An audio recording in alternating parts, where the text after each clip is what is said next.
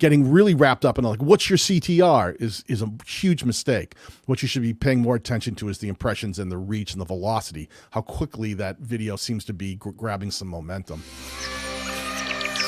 Today, I'm very excited to be joined by Daniel Patel. If you don't know who he is, he's a silver play button content creator and channel growth strategies coach who helps content creators grow their YouTube channels.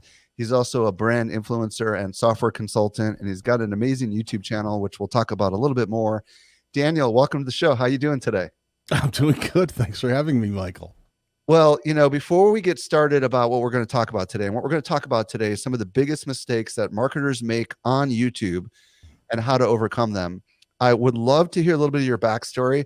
You've got a pretty fascinating backstory for those that aren't looking at the stream here. You've got all this amazing guitar, rock and roll kind of stuff behind you. So start wherever you want to start with your story. Tell us a little bit about how you got into YouTube. Start wherever you want to begin.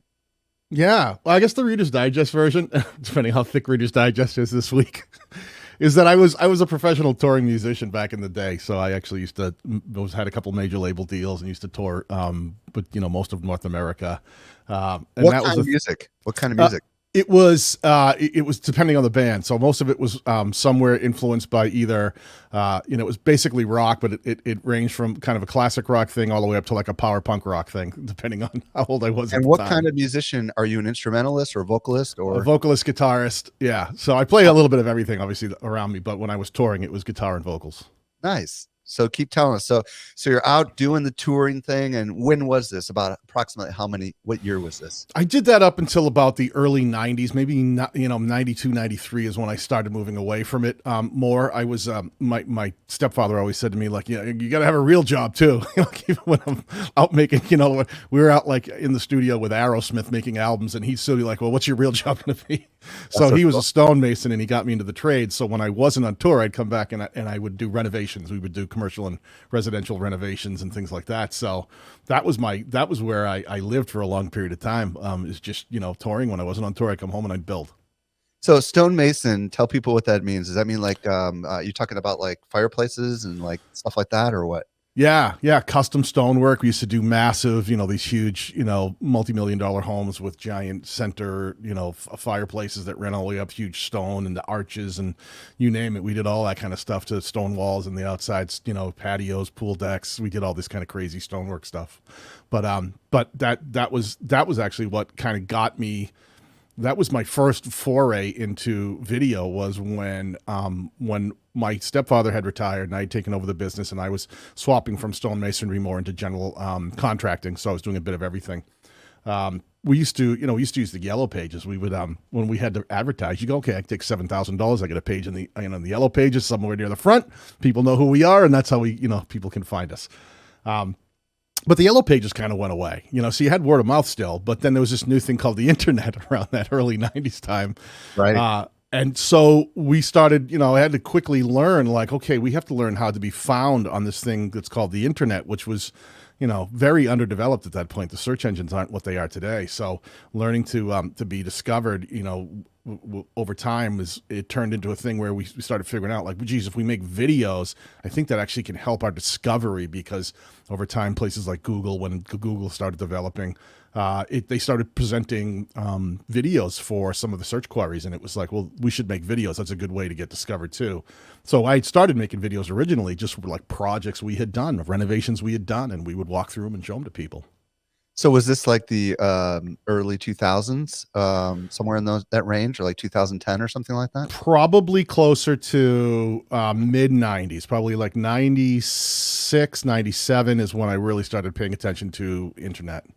Okay, but let's transition into the video side of it though. At what point because YouTube, I don't even know what year YouTube came out, but I would imagine, I know Google owns YouTube, so that must have been in the 2000s when you started messing around with YouTube, right? Yeah, when I started using actual YouTube was probably, I think, 2002, 2006, I think, was the first year of YouTube. So we started because we're using anything we could. We were hosting them on our websites, and then we were doing Vimeo was like there for a while, so we were using Vimeo. YouTube, I think at the beginning was actually started as a dating site. It was very different back in the day. So what we did though, when YouTube started surfacing, I started moving all of my content over to YouTube and putting videos there, not thinking channel, just thinking, oh, it's another place I can host videos. And we would put them onto YouTube, and that worked pretty well. It seemed to be a free hosting service, so we'd put them there. And it wasn't until later on. I mean, now fast forward till, my son was born in 2005, so he was probably 9 or 10 years old. You go back into the 2018, 17 era. My son said to me, like, I want to make a YouTube channel. And I was like, well, I don't know what a YouTube channel per se is, but I've used YouTube as a platform, and I do put videos there for construction. And I know every now and then I get like a check in the mail from Google because of, people watching stuff, but I didn't know anything about a channel. So that's where I started. As my son said, well, I want to do this thing, I want to why don't we do like a challenge? I want to do eat hot sauces and crazy things like tarantulas and cat food. We did crazy stuff on that channel. And that's what I started doing was it was a thing to spend time with my son, making fun videos and putting them onto YouTube.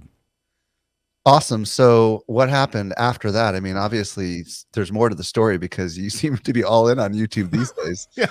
No more eating spiders. Yeah. Well, what happened was like anything else, I said to my son when we started that channel, which was called Extreme Food Reviews. Okay.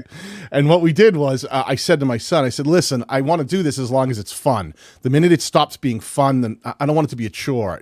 I want it to be something we enjoy doing together. So we made maybe about 40 or 50 videos on that channel.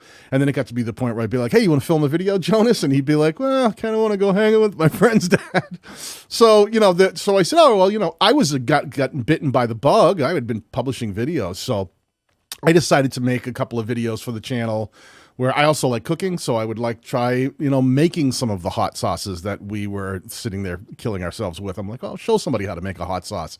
And when I did that, a funny thing happened. It went from a fun channel to all of a sudden the videos where I taught people something, where I showed people something, started driving a lot of views. We had videos that were only maybe if they drove a couple thousand views, that was like we were excited. Now all of a sudden I was making videos that were driving 100,000 views, 200,000 views. And there was a little light bulb in my head that when he said, well, I'm kind of done with this, I said, I may not be. Very cool. So kind of bring us up to the present. Like, what are you doing now these days with YouTube? Well, I had spent a bunch of time trying to figure out that what YouTube really had going on, because like I said, I still didn't totally understand it. As I was building content with my son, I learned how to use the functionality of YouTube, but I don't know that I ever really learned why some videos did really well and some didn't. I just know some did and some didn't, and it intrigued me. And I hooked up with Brian G. Johnson, who I'd gotten to know online as a guy who was a good. He was kind of like a coach. He had a lot of good information about understanding YouTube, and I actually hired him, and he came on, and we did some sessions where I said, I'd like to do this, but I don't know what I'm supposed to do. Should I start a new channel? Should I do something else? And we actually built some test channels. I built a test cooking channel with some actual videos on it. We'd look at it, and they weren't public. We were just trying to get a feel of, does it look right? Does it feel right? Is this something people would be interested in?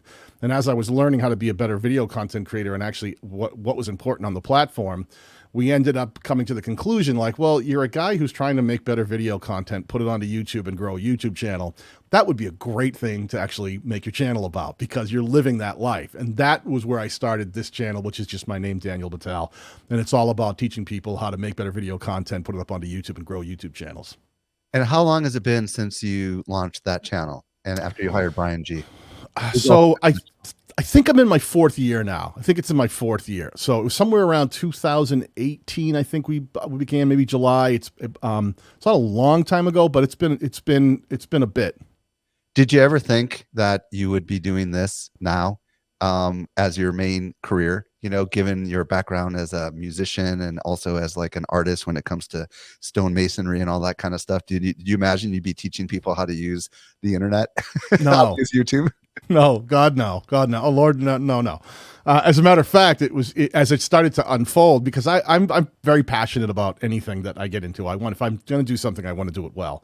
So the more I learned and the more I got into it, and we got to the point where there was some AdSense revenue coming in, and then there were companies that were out there that kind of were reaching out to me that whether I didn't know if they were good fit or they weren't, but I was seeing that there was money to be made and there was options for different revenue streams out there.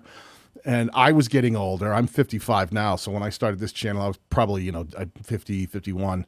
And it was getting, I was getting a little long in the tooth to be climbing on roofs and doing renovations and carrying stone and running crews. And it was a lot on the old body after 35 years of doing it.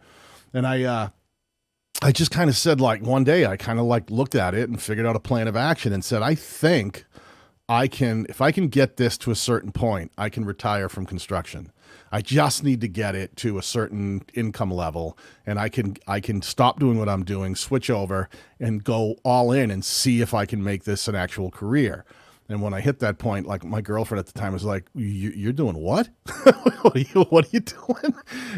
And it was a scary ride, but within 10 months, I think the channel had hit 10,000 subscribers. By the end of the first year, we were at 17,000 subscribers. By the end of the second year, we had gotten a silver play button. We hit 100,000 subscribers. The channel, I think, is at, I don't know, 213,000 or something now. And so many other things happened along the way that it's turned into a much bigger thing than I ever thought when I was sitting there eating hot sauce and spiders with my son. Well, for all of the 50 plusers that are out there, I want to thank you for sharing your story. I am 53, about to turn 54, and it's just encouraging to hear that you could have a totally different career and still go out there and find something that you're excited about and actually be very successful with it. Now, there's a lot of people listening right now that are marketers or entrepreneurs or creators, that are maybe aspiring to do what you've done. Why should they consider YouTube? Because so much of my audience is so all in on Instagram and Facebook and maybe to a lesser extent TikTok, but they tend to overlook YouTube. What is it about YouTube from a business perspective that you think they might want to pay attention to? Well, a couple of fronts. As I've done this over the years and started to work, I've worked with thousands of channels now, pretty much in every aspect of any niche that you can imagine. I've helped develop channels and get them onto the path of actually connecting with target audiences. But the common factors in there is, one thing you have to understand is that YouTube is the second largest search engine in the world, owned by the largest search engine in the world, Google. So when it comes to discovery and actually getting in front of the kind of people that you want to get in front of, it's an amazing resource for making content that can be organically put out in front of people that you may be trying to reach. It's a free platform to use. They don't charge you anything for it. So you get all these analytics, you get the ability to, host videos on it. And they even share profits with you when they get monetization from running ads. But, one of the things that you have to understand is, last year alone, more advertisers spent money on YouTube than they did on any other social media site, period. So when you understand that companies that are really trying to be seen are using the platform to get in front of people, then the idea of actually capitalizing on that and learning to make your own content, because the way the systems are built on YouTube's a platform of prediction. So YouTube is really trying to build systems in different ways, in different traffic patterns, because they get traffic sources from suggested, recommended, browse, and search. What they're trying to do is always trying to predict what the viewer might want to watch next to get them watching and keep them watching. So YouTube's whole AI is built around trying to understand viewers and what their interests are. So if getting videos onto a platform that's specializing in that, and when it finds content that connects with the viewer's needs, it serves their interests and has decent performance metrics, they'll organically recommend it and push it out. It's like free advertising. I mean, if you just do it well, if you understand how to connect with the target audience you're trying to reach, the sky's the limit. You could literally be, bring exposure to the people you're trying to reach who have no idea who you are, in a way that you never could with advertisement or just trying to use Instagram or something else where you're just natively trying to grow that brand. Recently, we had Sean Cannell on the show within probably the last month of when we're publishing this episode. And it is so fascinating the way how, like everybody on the socials kind of understands general socials like TikTok and Twitter and all that stuff. I mean, well, not TikTok, maybe more Instagram, Facebook, Twitter, LinkedIn. Generally, people understand the shelf life of a post is maybe, if you're lucky, a day. You know, it's very unusual that you're going to see a post that's a week old or 2 weeks old, unless you happen to go into a Facebook group and kind of scroll backwards. What I think is amazing about YouTube is, first of all, you said, hey, there's a lot of money in ads. And that's, for some of the listeners, an opportunity for them to go out and actually just pay to have a video be seen in front of creators already, because you can target them. And we've covered this pretty extensively in other shows.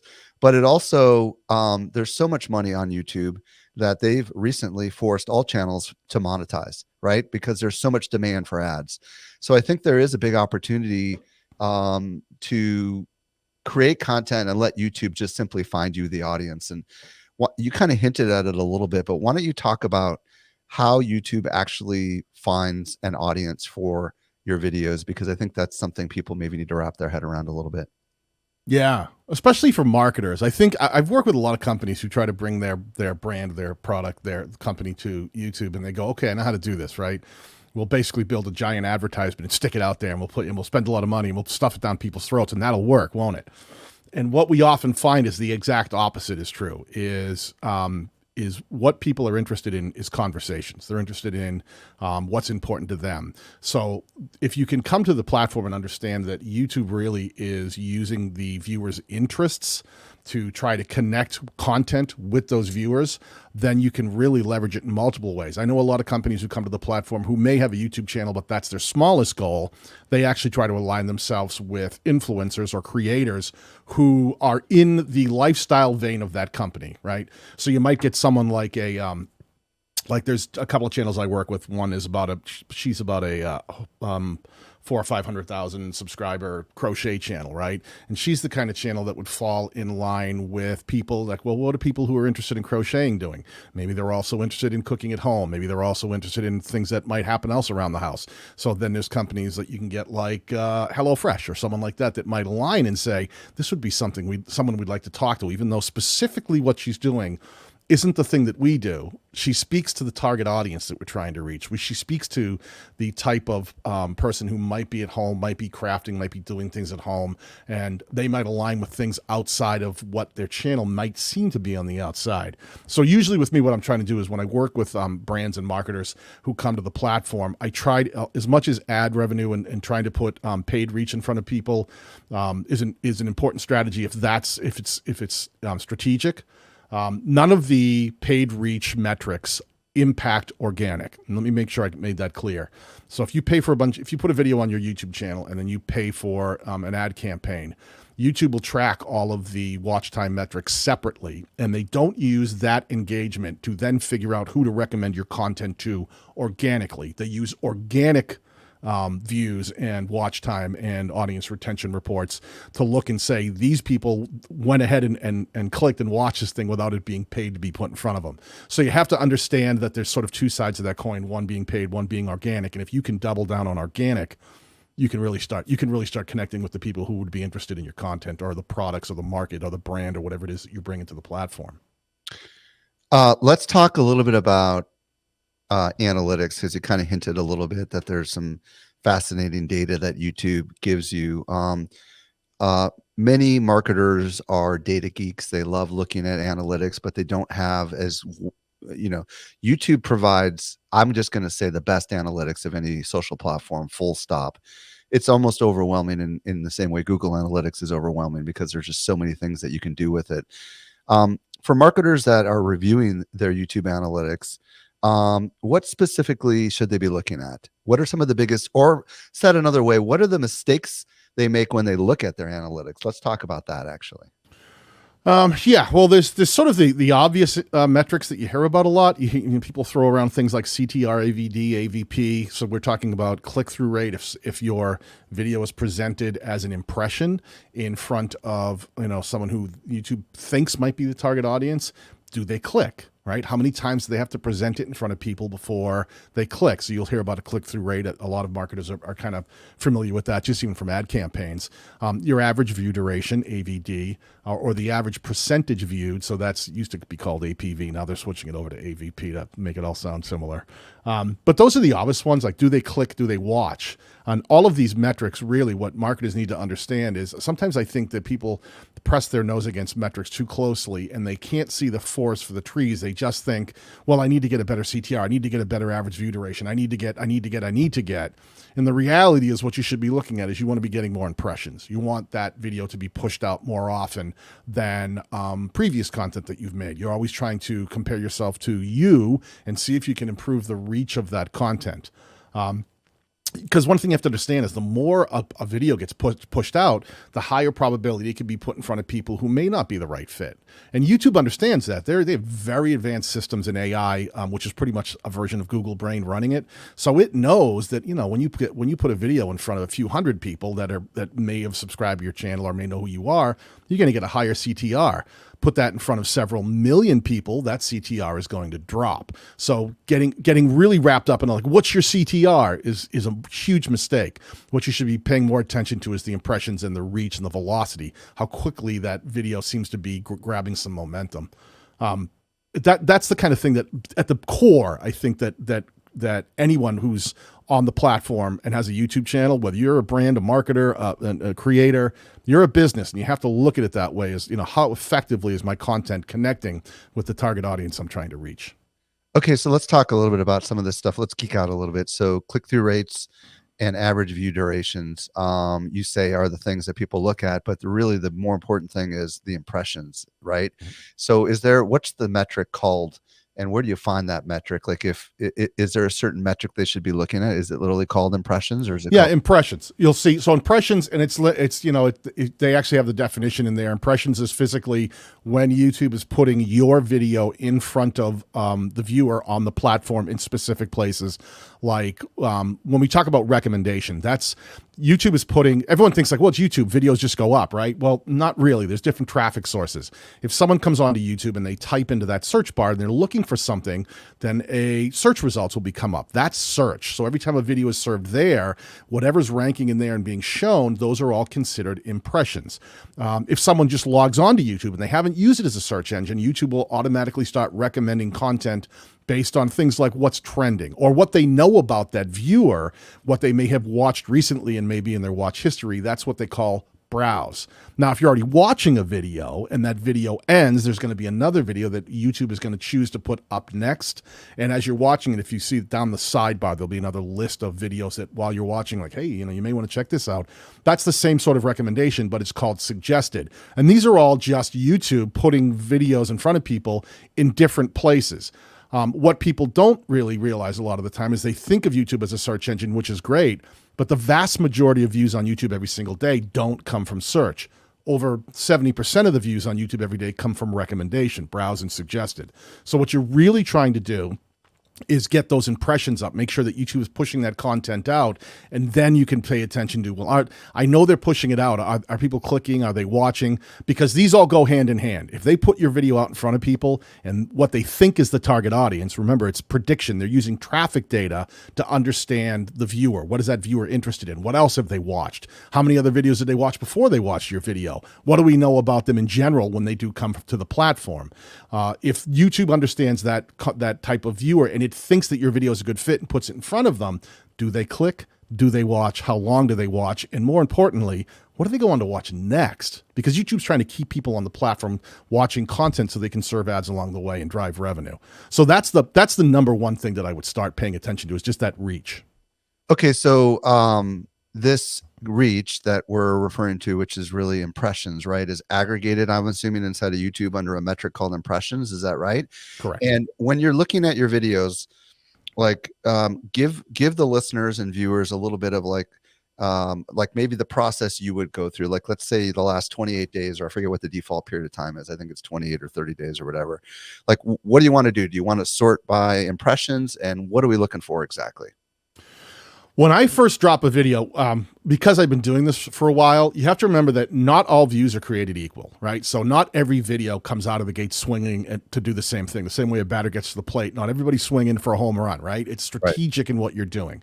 And as you build content on a channel, you're trying to build content for different reasons, and not every one of those videos is designed to be a home run hit. Sometimes they need to serve, if you have a product and you need to talk about some updates of the product, if it does well, that's great, but sometimes you need to talk about something that's an update or a new feature or something you've changed, or maybe a sale that you have going on, or promotions that you might have something that's a video talking about something, but leveraging a different goal set.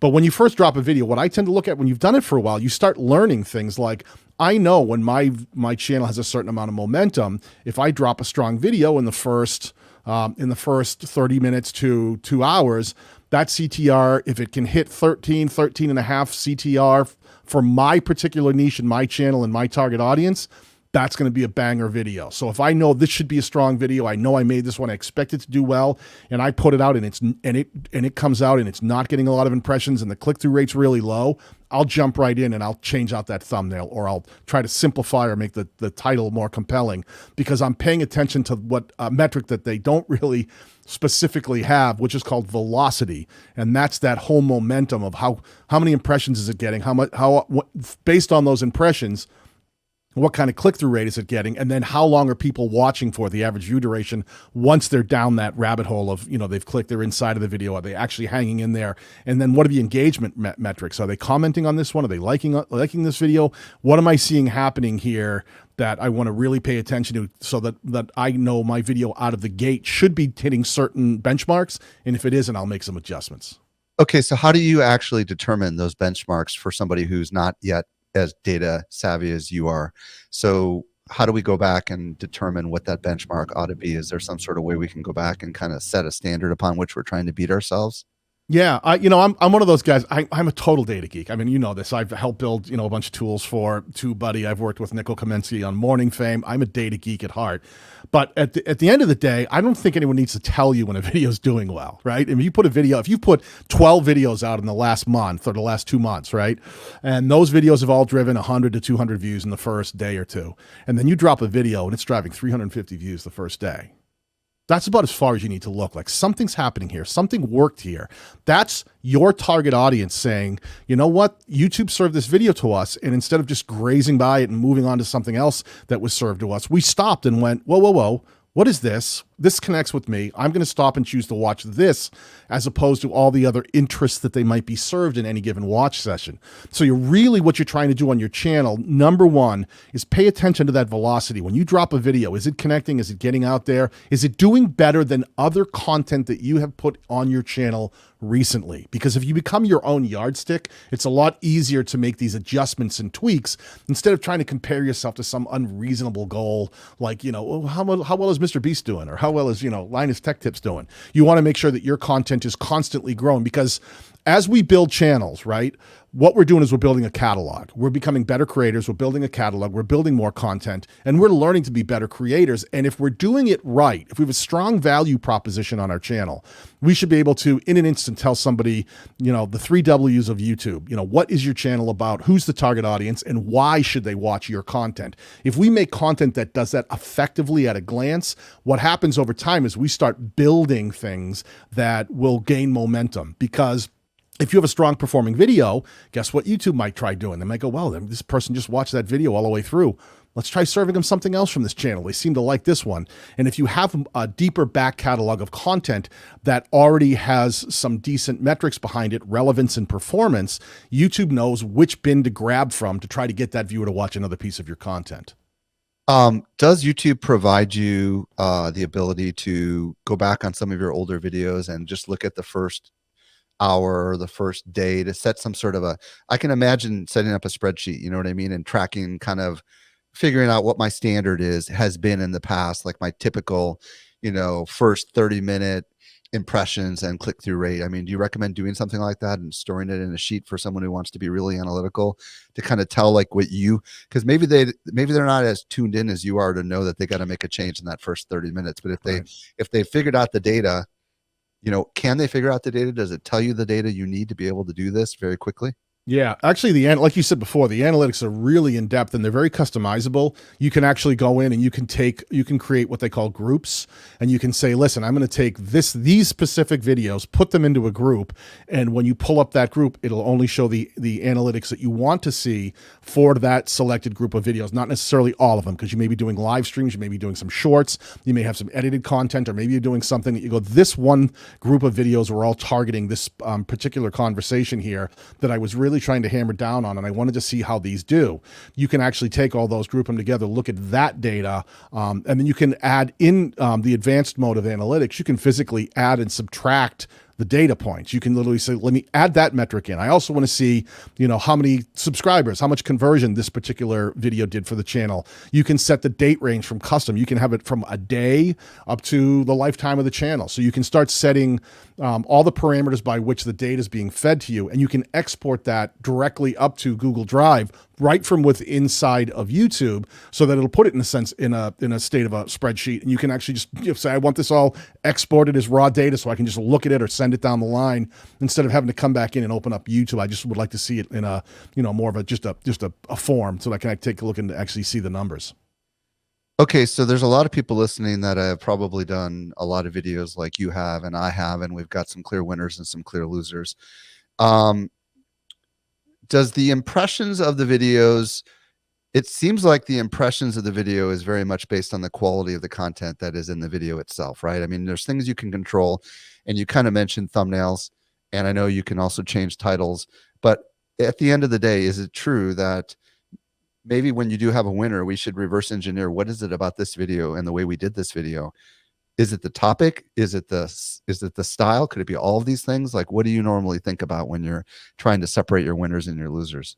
The 3 T's: topic, thumbnail, title, and not necessarily in that order, because the way we build as creators is we usually figure out the top. We try to stay inside of that value prop, right? You don't want to be making a channel that talks about different targets, because if you're one day, and let's use loose terms here, if you're one day you're making videos that are talking about one specific niche, if it's a cooking or something to that effect, and then the next day you're talking about travel, those serve the needs of different target audiences. YouTube has become much more focused and targeted in the way it's trying to serve the needs of the viewer. So first of all, you want to make sure you have that umbrella of a value proposition, that all of your content should always serve the needs of a very specific target audience.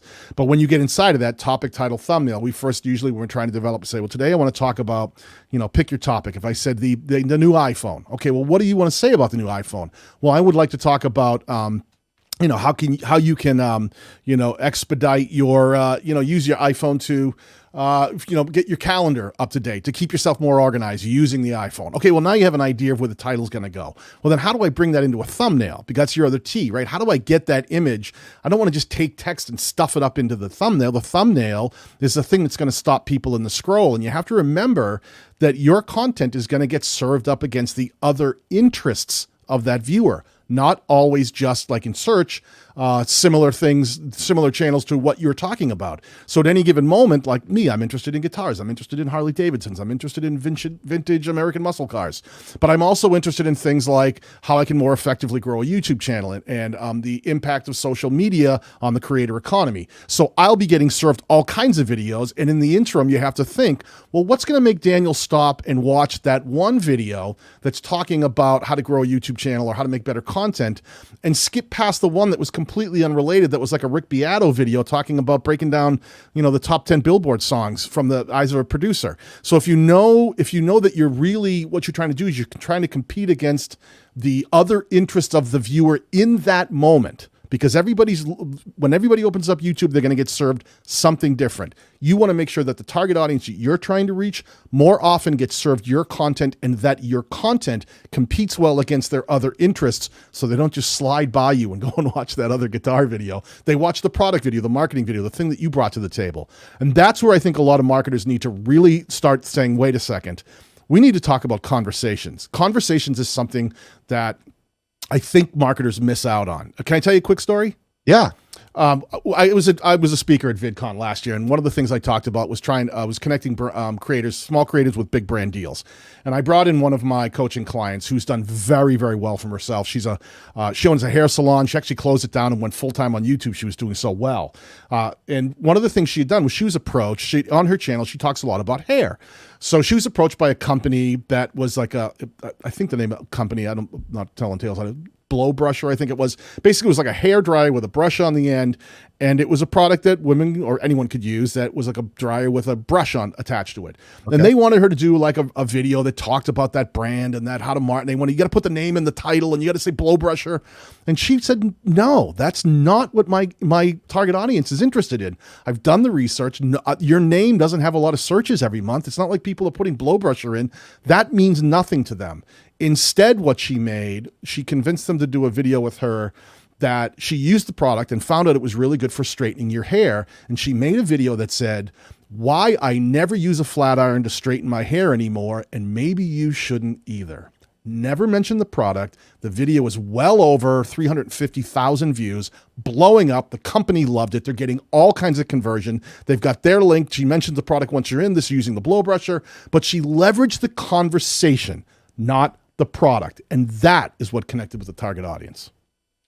So when you say conversation, what you really mean is the challenge or the story that is faced by the person watching the video before they ever talk about the solution. That's really what you're talking about, right? Precisely. The pain points, the interest levels, the things that people would in the back of their head say like, wait a minute, I use a flat iron. You're not using a flat iron? Look at that thumbnail. Your hair's perfectly straight. What did you use?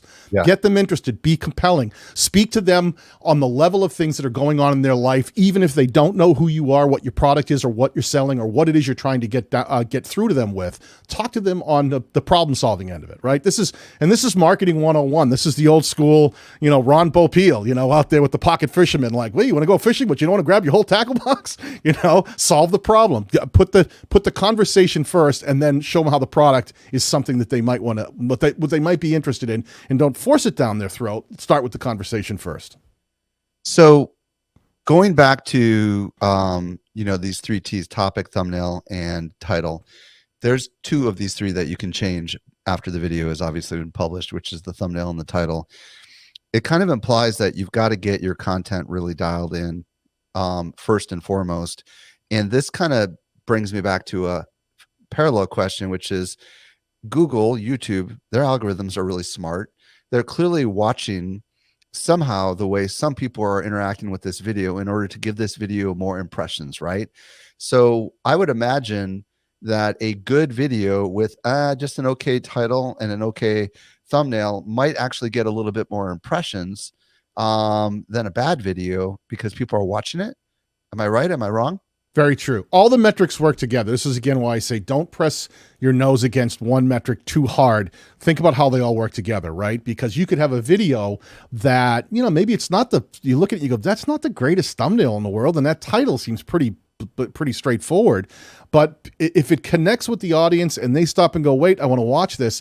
And then once they're in the door and they're actually watching a large percentage of that video, that average view duration can make up for something that maybe the packaging wasn't perfect. Maybe the title wasn't great, but once people clicked it and got in there, man, the people were just watching the heck out of it. And YouTube is calculating that as well. And balancing all the different, when YouTube talks about watch time, it's not just what we think about watch time in analytics, which is physically how many minutes have been people watching your content. Watch time is a much larger metric that includes, are they clicking, are they watching, the engagement along the way, the average view duration, are they engaging down below, what are they doing next, how long did they stay on this video, what video did they go on and watch afterwards, did they come back to this video later on, did they stop it halfway, and then they came back later on and started watching it again because they had something else to do. So that's what you really want to think about, is that connection point. There's a couple metrics that people tend to overlook, and we talked about them in preparing for this interview. One of them was unique views per viewer and unique views per content. Can you talk a little bit about that? Yeah. So the technical terms are unique viewers. So a lot of times people think, well, I'm just getting views, right? People are watching my content or they're not watching my content. But what we start to learn as we grow channels is that not all views are created equal. So some of the metrics some people don't realize are there is unique viewers. You can actually see how many unique viewers do I have coming to my channel. They've even broken it down nowadays where they've given us separate flowcharts for how many returning subscribers are watching my content and how many new visitors are watching my content. So you can start gauging how well you're connecting with people who have no idea who you are. So understanding how many unique viewers you have to begin with, right? Because if you got, one person comes and watch your video 100 times because, you sometimes I had my girlfriend just watch it over and over again. YouTube understands that people will sometimes try to game the system. So they have all these metrics to show us how many unique viewers are actually showing up and watching your content independently.